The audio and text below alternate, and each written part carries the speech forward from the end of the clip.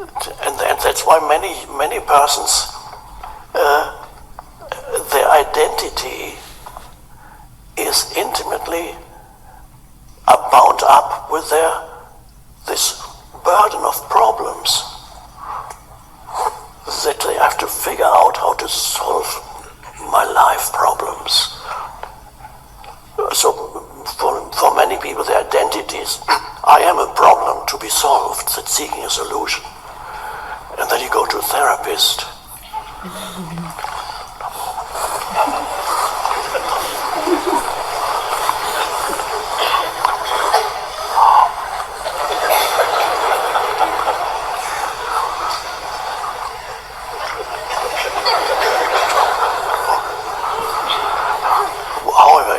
If it's the therapist is present, that makes a huge difference. But I don't know. I'm sure there's some therapists here. And some of you are probably doing fantastic work because you are able to, even though your client or patient is talking, perhaps you are able to be present while you listen instead of interpreting everything, but be the consciousness.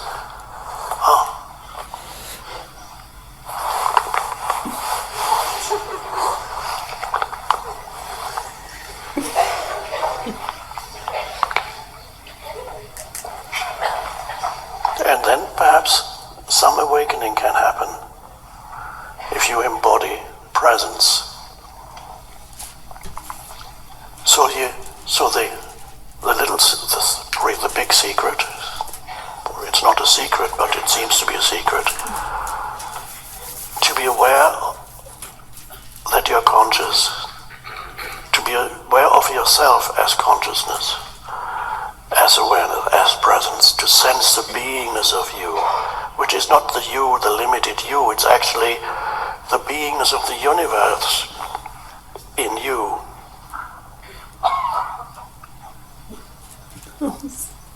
That's an amazing, the awakening of this transcendent dimension to who you are. So in English, we don't have a word that applies to both men and women. I don't know if in Swedish, in German you have the word Mensch, which means it's man and woman. But the English language doesn't have that. So you have to say human being. Human being. And that's great. I like that because I realized that points to the two dimensions that constitute your reality. You are a human, undoubtedly, which means you have a past, you have mental emotional conditioning that makes up the person or the ego, the personality.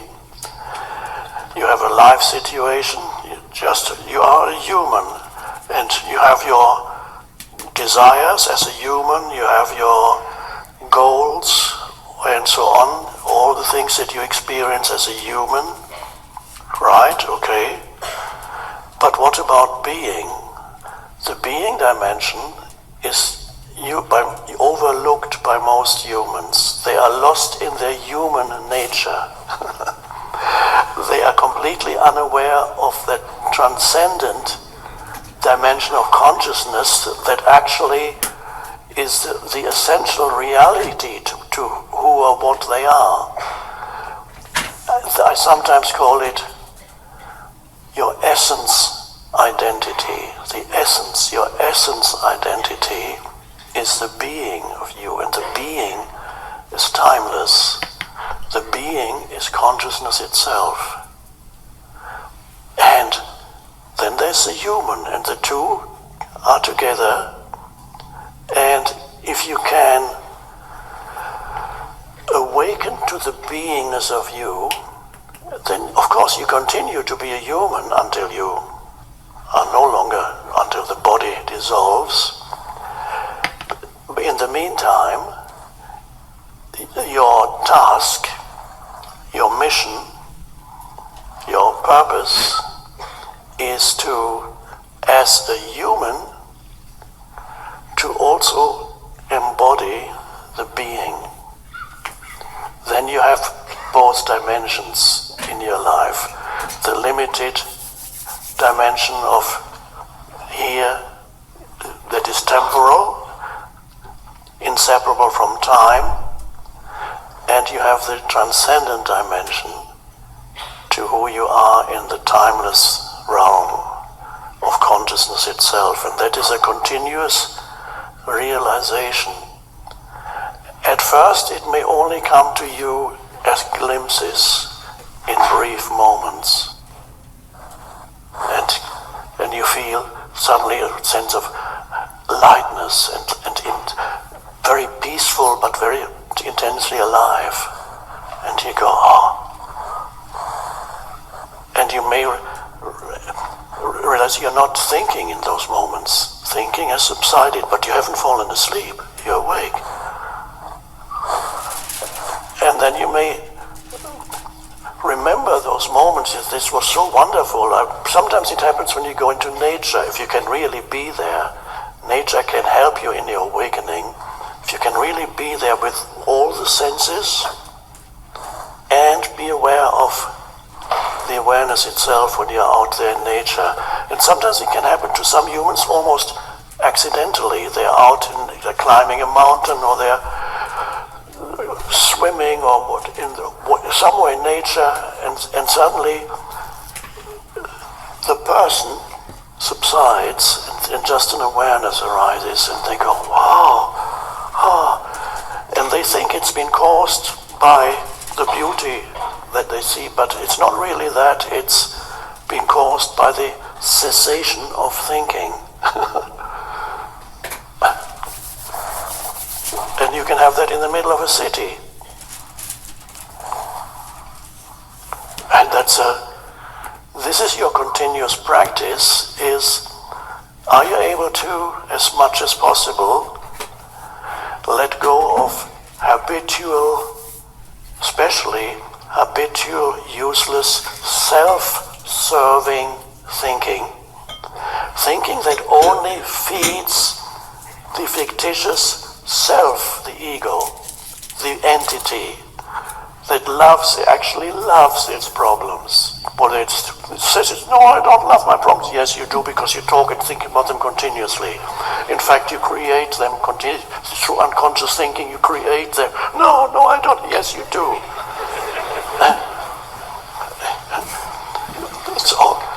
And that this entity then becomes, at first you have glimpses, sometimes accidental, they may only be a few seconds, and then perhaps a little bit longer, and then the two are gradually, the being and the human, kind of merge. The being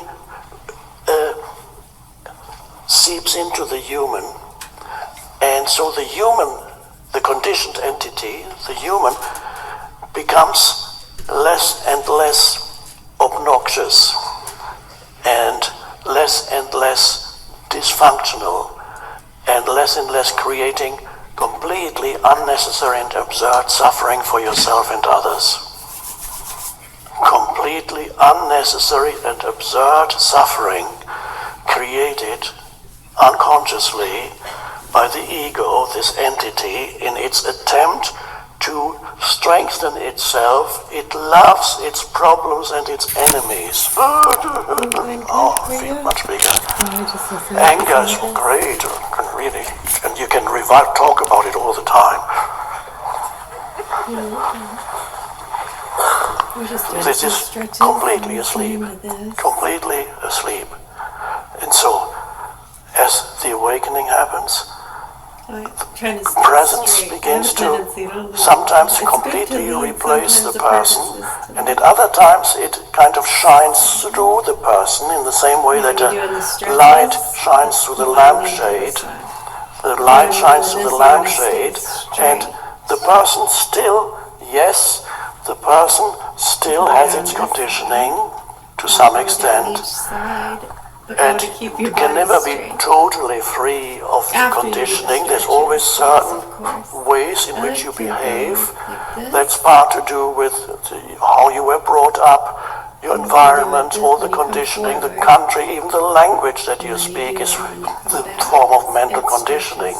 All those things, they are still there, but the most dysfunctional and unhappiness creating patterns, they subside more and more. Certain patterns remain as long as you are a person, a human. Certain patterns remain, but not the heavy, deeply unhappy and obnoxious patterns. They gradually dissolve, and all is left to be certain idiosyncrasies in your personality and so on. That's okay. So that the person remains, but it undergoes a substantial transformation. It no longer creates suffering. Gotta do 5 on the other side now, make it even.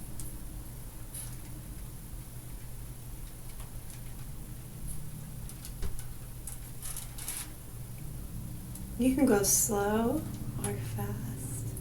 I like to do slow ones and go way down. You'll feel it over on this side. I'm gonna stay straight.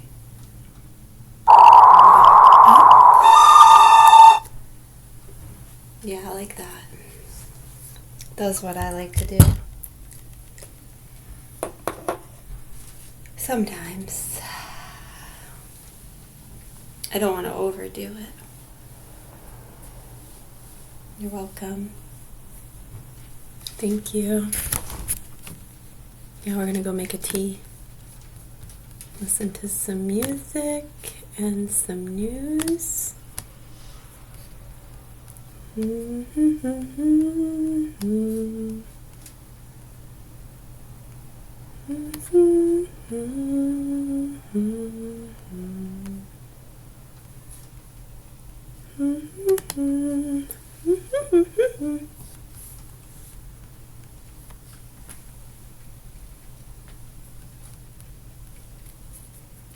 Hello. You're welcome. Thank you. Yeah, you wanna see it?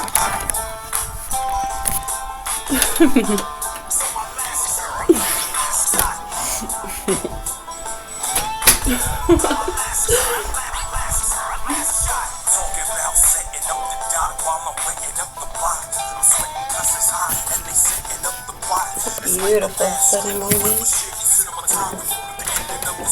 It's open. Yeah, I was in the 30s this morning, warming up fast. Welcome. Thank you.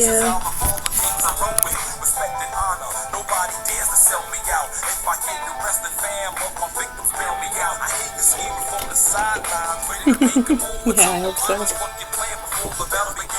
Yeah, it's coming in a lot better actually. Thank you. Welcome.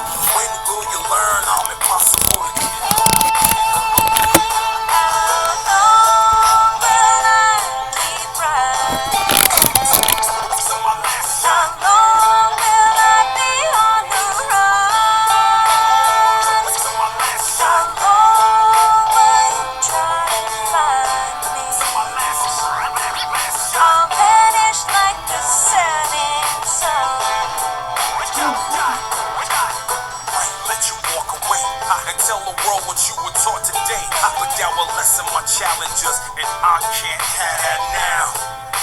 I can't go a sec without the rap. Skulls and crossbones, liquor and gunplay. Model for disaster, strike a pose. Kodak, know that I'm the doc, and what I prescribe is shots and corpses, lots of torches to march through my ghost town. In the shootout, I led off the most rounds. Higher than eagle, I breeze through evil. This is my last hurrah. going down as the best shooter. Tell Utah, There was a insider that ass asked out me my if there path, was or any my updates at bullets all will on the tap payback. dance all over your rib cages. Not a whole lot of great news there, so I went as deep as I could to see what exactly is being done without federal movement on that front. A little bit of good news there. Well, a little bit of good news if you're in a few states. Fraud. Did you see the story of Ilhan Omar? And, well, I guess the only way to describe it is fraud. The new excuse now is oops, an accounting error.